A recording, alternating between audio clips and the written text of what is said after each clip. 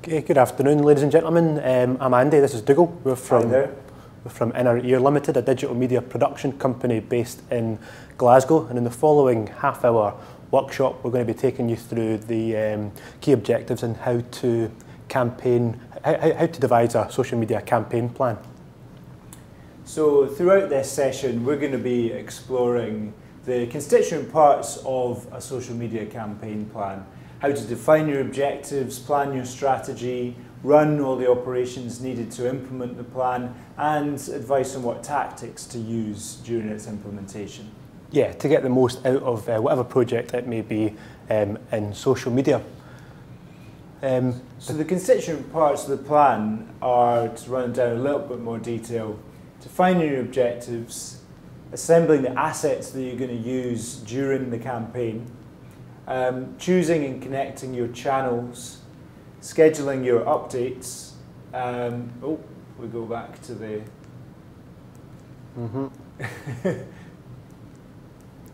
little bit click happy there. Yep.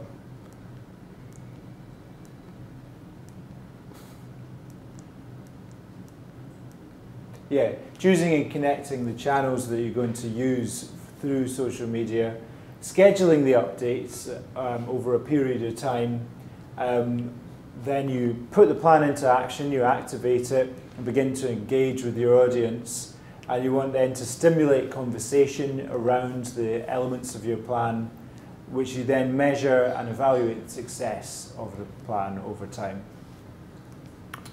So as I mentioned, we are a company called NRAREM. We consider ourselves as creative content communication company, so we create a lot of digital media production, whether that's web video, audio products, live streaming for a range of clients, but also get quite involved in the communication of that content that we produce.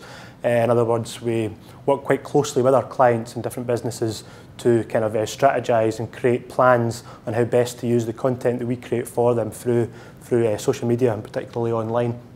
And that kind of falls into elements such as this, when we do a lot of talks, workshops, seminars, or more detailed ongoing courses that we've run in the past. And we'll get involved with companies and then, as Andy says, consult on the use of social media in all of their activities really, but particularly around a campaign plan such as the one that we're going to take you through today.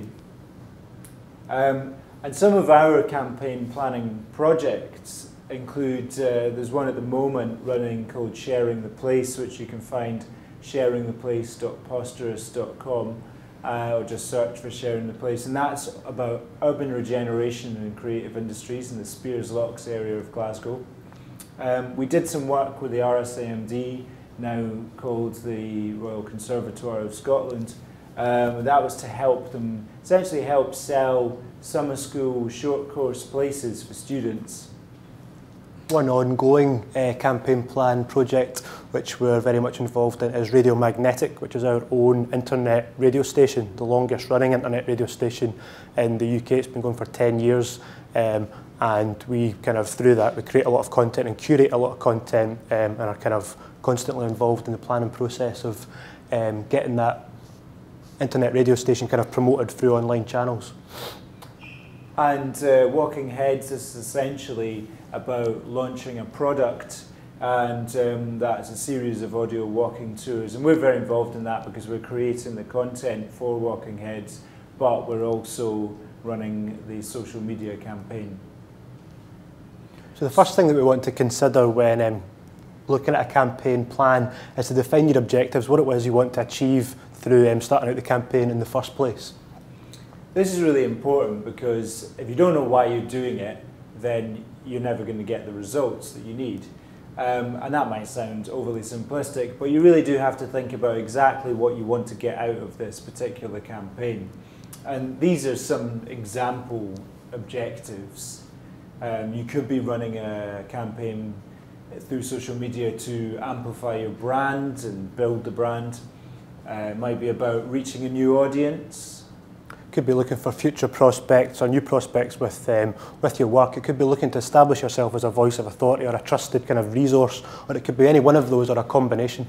Or it might be more explicitly to sell tickets or products. And it could be also as a part of a crowdfunding campaign, as Tim talked about in his seminar. So there's a number of different objectives, or it could be something distinct from that, but these are common examples. So, when you're thinking about your objectives, I don't think it's too grand to say that these could be your dreams that become your visions of what you want to get out of your business, that you turn into goals, and then you can set targets for your campaign from that. So don't be afraid to start from the point of your dream and go from there. So the first thing that we want to look at, I guess, when, again, embarking on planning a campaign is to kind of consider and assemble the assets that your organisation already has. These can take the form of text, blogs, newsletters, press releases, brochures, kind of the written words, video content that you may have, reportage, interviews, live streams, any audio products that you have, like podcasts that have been produced, live recordings from events perhaps, audio sound bites that might have been captured, and any just pictures or images that you may have. These are examples of media assets, of course, and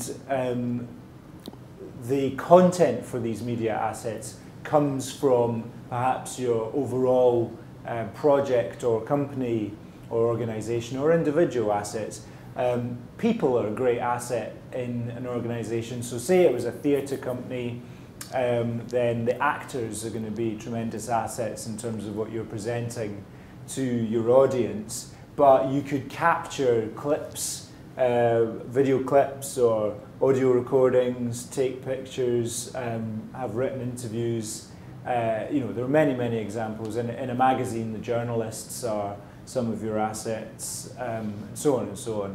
So it's thinking about what you've got, what you can document, what you've already have existing as well that you can use. Or that you can create quite quickly. And you needn't use all of them again. It can be a combination of your own choices from those assets. So do ask yourself, what do you already have? When we start to work with a new company, even though we are a content creation company first and foremost, we're very interested in working with different types of media and how that can engage and capture the interest of different kinds of people in the audience. So have a look at the existing media assets that you already have, because if you've got a stock of photos or a load of a great blog or a lot of interesting written articles or programs or marketing literature or whatever it might be, then you're not starting from scratch. You've got a lot of material that you can work with, and almost everybody's got this that can either be used straight as it is, if you might have a series of video clips or podcasts, or it can be repurposed to use in a campaign. Just to get the information out about the cause and the campaign it is you're planning.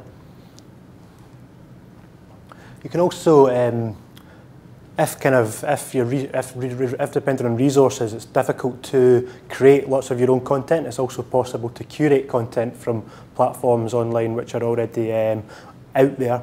It's quite often useful to help kind of augment an online campaign to use videos that have been, for instance, taken from YouTube that are relevant to the campaign, although perhaps not necessarily produced by yourself. Likewise with podcasts, which you'll be able to perhaps find on Mixcloud or Soundcloud or on iTunes or on Audioboo. Presentations from the likes of SlideShare.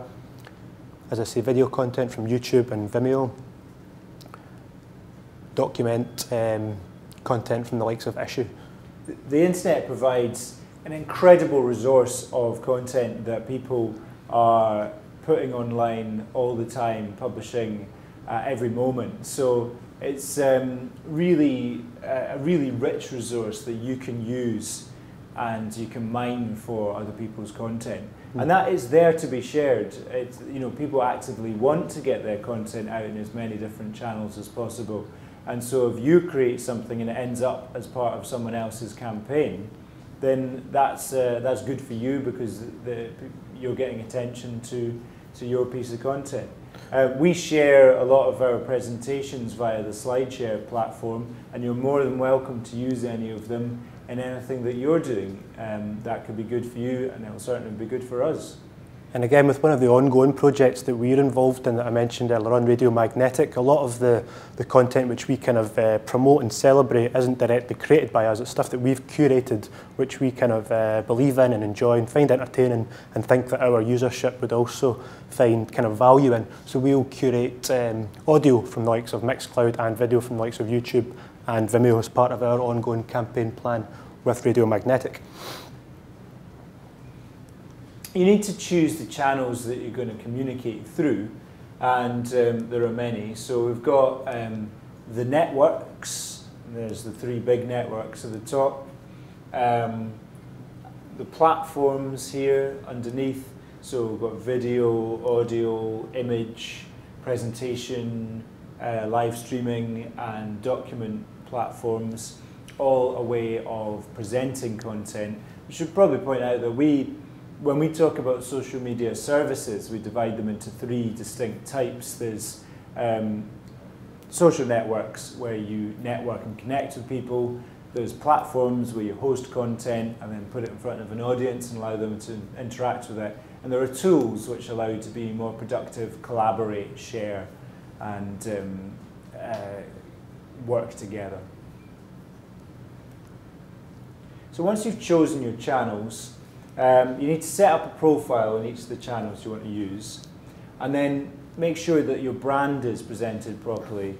That's something that Annie talked about in her audience development seminar, which you can also find as part of these Social Media Week Creative Scotland seminars. And it's very important because you want to present a united front, a common sort of visual identity and personality to your brand. And then once you have sort of set up and established your brand on these channels and platforms, it's definitely worth exploring the social networking kind of elements that they have within them, and engaging with other users and with other channels and profiles within these different networks to kind of forge relationships and strengthen and kind of enhance your own brand. And in fact, you can use the social networking functionality of platforms such as YouTube or SlideShare or Issue or many, many different platforms to run a successful campaign in itself. And there's a great example of our chief video editor, Andy Brown, who talked about at another Social Media Week event. Check out Socially Adept or Socially Inept. It's an event presented by Interactive Scotland and Creative Clyde here in Glasgow. And Andy talks about an excellent music campaign run almost exclusively through YouTube, using the social networking functionality that the platform has. So you've got to schedule the updates in the channels, because there's no use publishing everything in the first week and then leaving it for 3 months. Again, that might sound obvious, but we can't really stress the importance of planning the publication of your content. Yeah, it definitely makes the best kind of use of your time as well. If you're planning a campaign in advance and you know when maybe certain key things are going to be happening, to have your content scheduled out over a course of time to also keep your audience engaged is, well, we can't really emphasise the importance of that enough. And when you're planning this content schedule, this publication plan, then think about the story that you're telling with all these different pieces. So you might have, it could be a podcast series or a blog, and it might be purely text, purely audio, purely video, but it's more likely to be a combination of different types of media. And if you're going to, the order that you publish them in and the frequency and the publication date affect the story. So it very much tells a different story to your audience. So that's something really to consider. Think of it like episodes in a series on TV or radio, if you like. Yep. And then once you've considered and began to plan out that kind of schedule of the content which you've already created and or curated, the next most important thing is to activate the plan and engage those who you want to be in kind of contact with about the whole plan. And so it's important to remember that social media, we really believe that it's not just about technology. You know, technology facilitates it. It's about people talking to each other and sharing and helping each other out. And so they're having real conversations. So you need to remember that when you put your plan into action, you need to engage with an audience or your plan's going to come to nothing. So treat people like you would in the real world and interact with them in a very human way. Don't hide behind the technology. Don't overuse some of the technological functions and forget to be a real person. So you want to, whilst you're activating your plan, you want to make sure that all the way through you're monitoring what's going on, listening to what people are saying, reacting and responding to them. You can seed your content, which you've created onto the platforms like YouTube and Vimeo, and just kind of, you know, get your content out as much as possible. Position it on the networks, so your presence on Facebook and Twitter can be kind of greatly enhanced by the content that you've put on platforms, can then be linked to and or embedded onto those networks and indeed a blog or website if you have one. And then you start to engage your audience now that your content is there and can be found, and you entice them to engage with that content, to watch it, view it, read it, listen to it, and so on.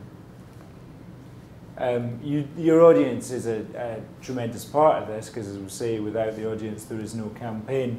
So they need to feel involved throughout. That doesn't mean that you need everybody to come back to your blog every day, or you're expecting hundreds of comments, because that's probably not going to happen for every item that you publish. But it does mean that you want to incentivize your audience to get involved and feel some kind of ownership or feel part of your campaign. Yep. Some of the ways that you can do that and involve people is through getting your audience to interact by asking them questions that are going to make them think, going to phrase them in such a way that they want to answer them, that get them involved with your content. Competitions are a very standard way of doing that, but it can be different provocative ways of getting people to digest what it is that you're serving up. Yeah, but these three things can act as great ways to make the audience you're hoping to engage feel involved, and also act as quite good sort of market research tools for yourself and for your own campaign as to how it might be, you might want to improve it that year or perhaps another year. If you're asking your audience what they want, can be a really good way of getting feedback. Polls are quite good, because surveys are popular, but surveys are quite time intensive for people to complete, and they're not always going to have the time or the inclination to do it. But a poll, conducting a poll is quite a quick, immediate thing to do, and it will usually get more of a response than a survey, because typically it's one question. When you're putting your content out there, then it's very important tactically to have accurate and complete metadata. So that breaking that down to very simple constituent elements, you need a catchy title, something that's going to grab people's attention when they see it on a network or a platform. You need a concise description which informs them about why they should watch, listen to, read that content.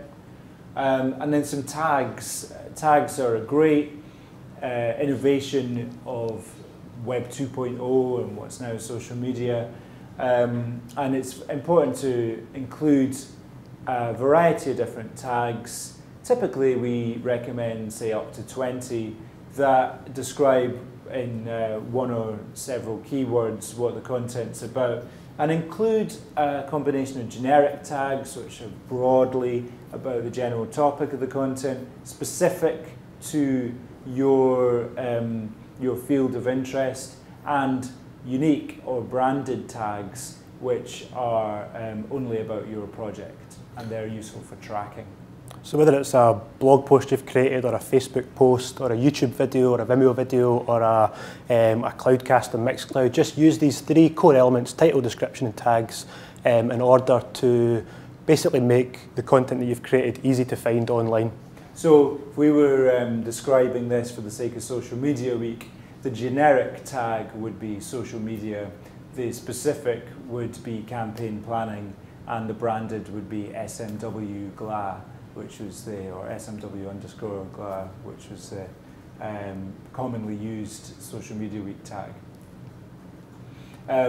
Important also in the description usually, unless there's a distinct field for it, make sure to have a link and link all of your channels to each other. So that, and you want everybody driving back to your website or to your blog, then your website. But remember to put links in your YouTube videos, your podcasts, your other pieces of audio, and descriptions on images on Flickr, your presentations, your documents, and so on. Again, because search engines, it makes sense for yourself to have links because it acts as a kind of an inbound marketing tool to kind of link up all your different networks and platforms, but also I think search engines they favour an abundance of links in any kind of blog post. So the purpose of the content is to get people talking. People love talking about different types of content. I think you know, people have always enjoyed discussing different types of entertainment or information media, such as TV programs, news bulletins, radio shows, books, films, whatever. And so you use this content in a similar way, even if it's a very niche specialist topic. There is an audience there for it, you just need to reach them. So you encourage people to talk about your content, and you want to try and provoke them, but also guide them through some of this conversation.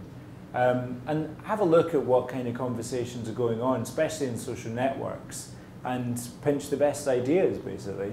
Yeah, and it's kind of like what Tim said in a previous seminar today. You need to be passionate about the project that it is you're involved in, or you won't be able to kind of sort of incite any kind of passion from the people that you're trying to get interested. So I think that's very important. And I think with any kind of music festival or a big film release that's coming out, most people, I certainly like to watch trailers and like hear a bit of kind of I don't know what the word is, kind of a bit of kind of excitement and anticipation before it comes out through content online. So it's just exactly the same as that, I think. You want to measure the success of your campaign so you know how well you're doing. And so that's part of the reason that when you define your objectives, you set some targets. So that could be in a crowdfunding campaign, the target's pretty obvious, it's the amount of money you want to reach. In terms of brand awareness, it might be, you might have several different metrics set up, so different indicators that you can, milestones such as like numbers of followers. That only tells you part of the story, but it's a useful guide.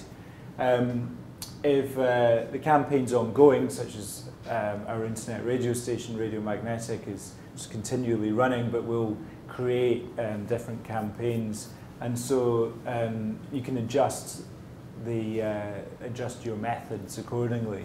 I think again, referring to Tim's crowdfunding seminar, it's important to have a time limit, because otherwise you will never reach the end of the campaign, and therefore you can't measure the success properly.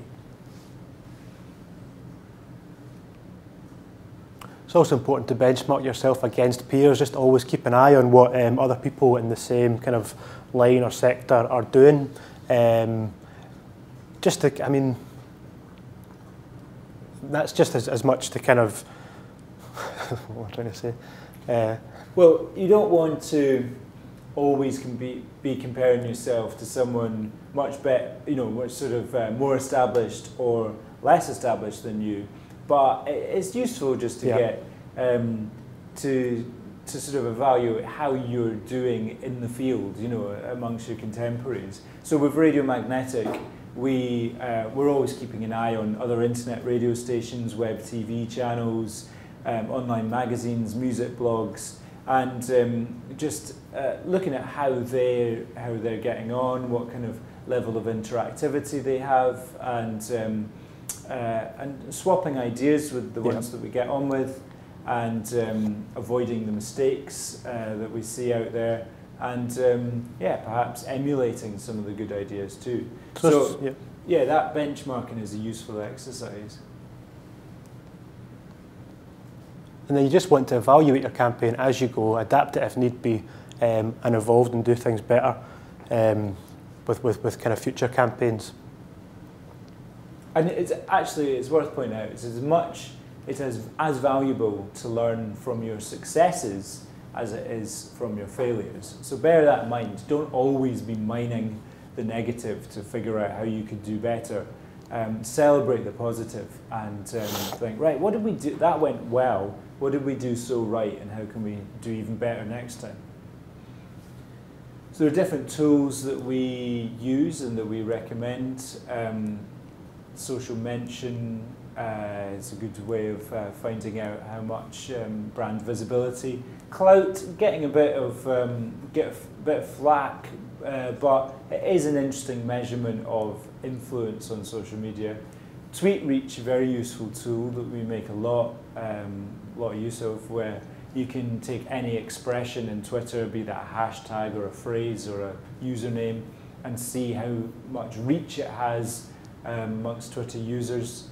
Facebook Insights, Quantcast, Google Analytics, all examples of website metrics or web presence metrics. In looking at quantitative and qualitative analysis, then there are a number of different things you can measure in terms of quantities. You've got Twitter followers, mentions, retweets, Facebook likes and fans, number of blog comments, and so on. Obviously your website stats, plays of your various media that from the media assets that you've been communicating. In terms of qualitative, yeah, you can look at when people are commenting on your blog or on your Facebook posts, what the kind of general tone and vibe is of those, whether they're positive or negative, and then of course if they are negative you might want to act accordingly. You can look at the relevance of your content to your target audience, which will probably be quite apparent to you after kind of hearing comments that you receive back, whether or not that is relevant, whether it is what your target audience are actually looking for. So did they like it? If not, why not? And again, make the necessary changes to kind of appease and entertain your audience. And this is where you could then experiment. So you might want to set up intervals throughout your campaign where you measure and evaluate and you think, right, okay, well, this content is not getting very many plays or views or whatever, or it's not getting as many comments as we'd hoped, but therefore we'll try publishing at a different time of day, or we'll try positioning it in a slightly different way. We'll look at the use of metadata, or we'll ask people different questions around that content. You know, so you can adjust and reposition as you go, or you can and you can also take all of that on board at the end when you're reviewing the success of the campaign. Yep, and then of course make any necessary changes to the next time you run the campaign or a similar campaign. Yeah, or in your next campaign. There are lots of examples that we could give you, but we're pretty much out of time. So we have a load of content on various different places of the internet. This is just a few. But we've got also a sort of hunger to find out how people are using social media, especially if they're running campaigns, what kind of content they're creating and communicating and putting out there. And so very keen to hear from you. So contact details on the next slide. And please get in touch with us. There's Andy and I's email addresses there, or Annie, who's doing audience development workshop, which is again part of this seminar series. And you're, very welcome to get in touch and ask more questions or find out what you think. But have a think about everything we've presented. It's the kind of theory that hopefully you can put into practice and utilise as part of your own campaign planning. Thanks a lot.